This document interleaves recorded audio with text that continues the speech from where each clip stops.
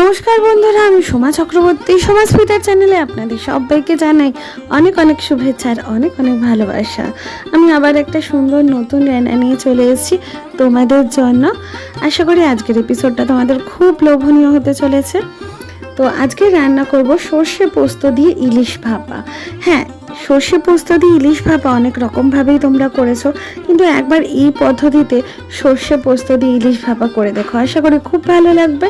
তো পুরো ভিডিওটা দেখবার জন্য সবাইকে অনুরোধ রইল, ভালো লাগলে একটা সাবস্ক্রাইব করে আমার চ্যানেলের পাশে থেকো, আর যারা ফেসবুক থেকে দেখছো তারা আমার পেজটা ফলো করে দিও।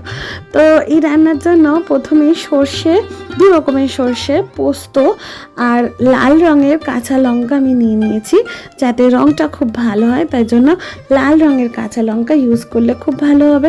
প্রথমে ড্রাই একটুখানি মিক্সিতে গুঁড়িয়ে নেবো, তারপরে দুটো টমেটো টুকরো দিয়ে একটু জল দিয়ে ভালো করে একদম ফাইন একটা পেস্ট আমি বানিয়ে নেব। এটাই হচ্ছে মেন মশলা। ইন্ডাকশানটা আমি অন করে অল্প একটু জল গরম বসিয়ে দিয়েছি আর ওপর থেকে একটু ঢাকা দিয়ে দিলাম। দেখো, এবার মেন জিনিস আমার ইলিশ মাছ। ইলিশ মাছটাকে আমি একটু হলুদ দিয়ে মাখিয়ে নিচ্ছি। প্রথমে ভালো করে কিন্তু হলুদ দিয়ে মাখাতে হবে, এমন নয় যে একটা পিঠ হলুদ মাখালাম আর একটা পিঠ হলুদ মাখালাম না, এরকমভাবে কিন্তু মাখালে চলবে না। একদম ভালো করে হলুদ আর নুনটাকে ভালো করে মাখিয়ে নিতে হবে।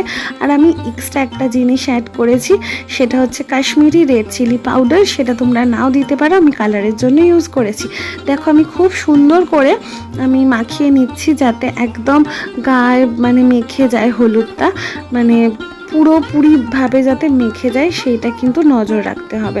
দেখো, আমি সুন্দর করে মাখিয়ে নিয়েছি আর ওপর থেকে একটু কাশ্মীরি রেড চিলি পাউডার দিচ্ছি, যাতে একটু রঙটা ভালো হয়।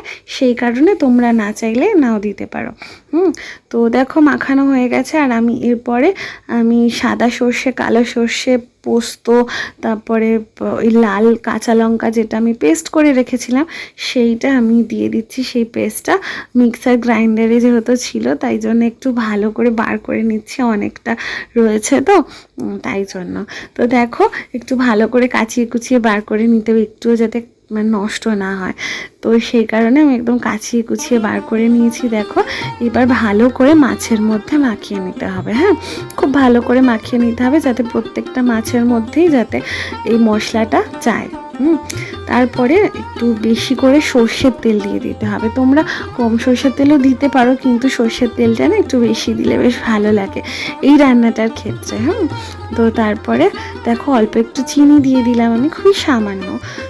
তো চিনিটা স্বাদের জন্য দিয়েছি, ব্যালেন্স করবার জন্য।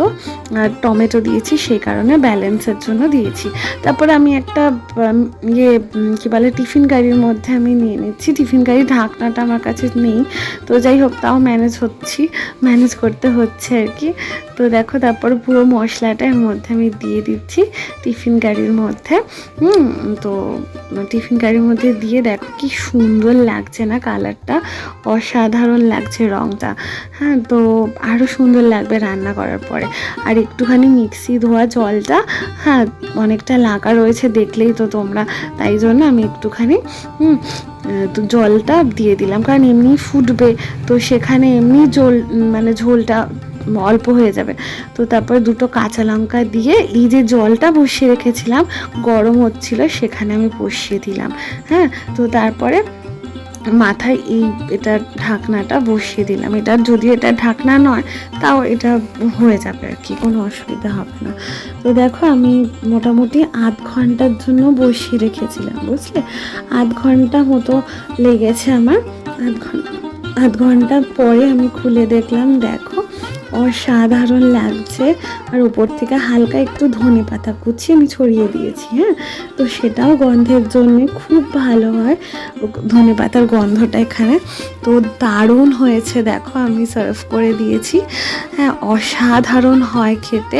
আমি এটা নতুনভাবে বানালাম, এটা আমি আগে কখনো খাইনি, তো এত ভালো লেগেছে, তাই তোমাদের সাথে শেয়ার করলাম। বন্ধুরা, একবার অবশ্যই ট্রাই করো আমার এইভাবে ইলিশ ভাপা, সর্ষে পোস্ত ইলিশ একবার বাড়িতে ট্রাই করে দেখো এই পদ্ধতিটা, আশা করি খুব ভালো লাগবে তোমাদের। তো ভালো লাগলে একটা সাবস্ক্রাইব করে আমার চ্যানেলের পাশে থেকো। আর যারা ফেসবুক থেকে দেখছো তারা আমার পেজটা ফলো করে দিও। আমি প্রতিদিন তোমাদের জন্য নতুন নতুন ভিডিও নিয়ে চলে আসি।